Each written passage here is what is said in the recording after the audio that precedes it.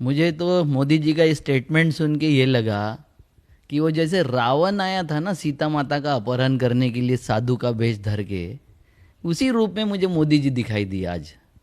क्योंकि आपको पता है कि गत 22-25 दिनों से चर्चा तो चल ही रही है। तो नरेंद्र तोमर जी जो किसानों से चर्चा कर रहे थे, वो क्या मजाक कर रहे थे क्या? क्या कहते हो मोदी जी आप? चर्चा को आइए और चर्चा आपके शर्तों पर होगी, किसान बिलों के बारे में कोई चर्चा नहीं होगी, तो किस बात की चर्चा करोगे आप? ये सब पाखंड आपको संघ ने सिखाया, बहुत अच्छी तरीके से सिखाया। मगर आप संघ के स्वयंसेवक के साथ में प्रधानमंत्री भी हो, और प्रधानमंत्री को ऐसी ढोंगी और पाखंडी भाषा शोभा नहीं देती। आप गलत कर रहे हो मोदी जी। आपने एक बार किसान बिल के बारे में हाथ जला के बैठे हो लैंड एक्विजिशन के, इसमें ये दोबारा जो कर रहे हो ना, नामो निशान मिट जाएगा। और आपने एक और बात बोला है कि किसानों का कंधा का उपयोग करके विरोधी पार्टियां राजनीति कर रही है। आपने राम मंदिर की राजनीति की है, कोई बात नहीं। आपने पुलवामा में के 40 सैनिक को मरवा के राजनीति की है, उसके लिए वोट मांगा, कोई बात नहीं है। आपने निर्भया बलात्कार के बारे में हंगामा करके वोट मांगा, कोई बात नहीं। आप जो भी करोगे कोई बात नहीं, मगर किसी दूसरी पार्टी ने किया तो राजनीति ना करे, कंधे का उपयोग नहीं करे। आप तो मरे हुए के भी कंधे यूज करते हैं। गोधरा में आपने मरे हुए के कंधे यूज किए, पूरे गुजरात कांड में मरे हुए के कंधे आपने यूज किए। आपको थोड़ी शर्म करना चाहिए, क्योंकि आप प्रधानमंत्री हो मोदी जी, और इस तरीके से स्टेटमेंट और इस तरीके की भाषा आपको शोभा नहीं देती।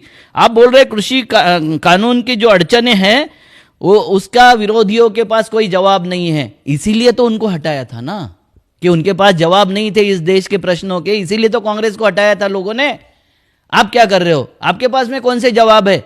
आपने जो तीनों कानून लाए, जिसको आप कृषि कानून बोलते हैं, वो कानून कॉमर्स मिनिस्ट्री के कानून है, व्यापारियों के लिए बनाए कानून है, कृषि को निचोड़ने के लिए बनाए कानून है, जिससे हमारे देश की कृषि मरेगी, किसान मरेगा, और किसान मरेगा तो देश भी नहीं बचेगा।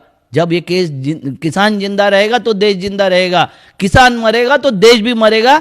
ये आपको समझता है मोदी जी, मगर आपको अडानी अंबानी के चाकरदार हो, आपको उनके बच्चों को देखने के लिए फुर्सत है, चौथी जनरेशन को अडानी के देखने की आपके पास में फुर्सत है, मगर आपके पास में वो फुर्सत नहीं है कि 22 दिन से किसान ठंड में बैठा हुआ है, 4 डिग्री में वो बैठा हुआ है।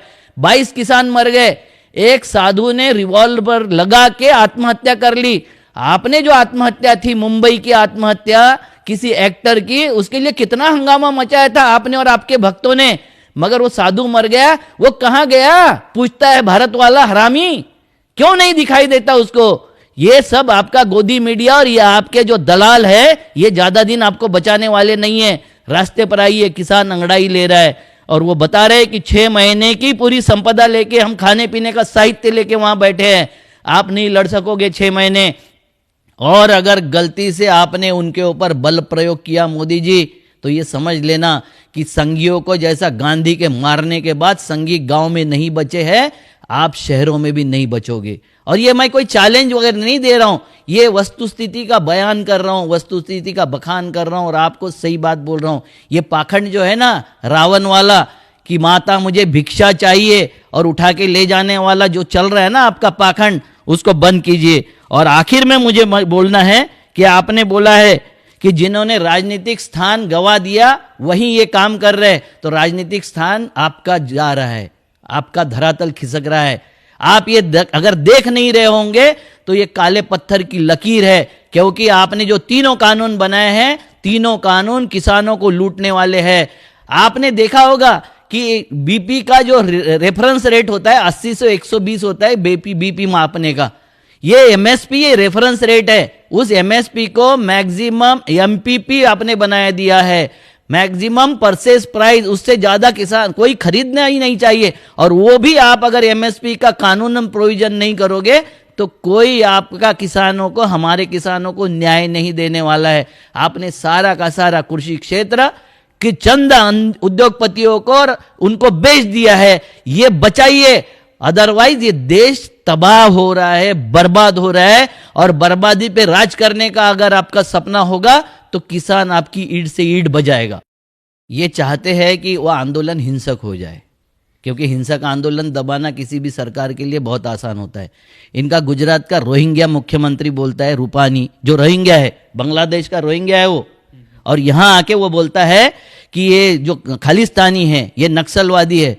अबे तुम्हारी बोगस यूनिवर्सिटी के प्रमाण पत्र देना बंद करो। तुम किसानों को जातिवादी बोलते हो, दलितों को तुम आरक्षणवादी बोलते हो, तुम आदिवासियों को नक्सली बोलते हो, आदिवासियों की बात उठाने वाले, जल जंगल की बात करने वालों को तुम अर्बन नक्सली बोलते हो, मुसलमानों को तुम आतंकी बोलते हो, और तुम सरदारों को खालिस्तानी बोल रहे हो। तुम क्या हो रे? तुम क्या हो? देश को बेचने वाले तुम हो क्या हो?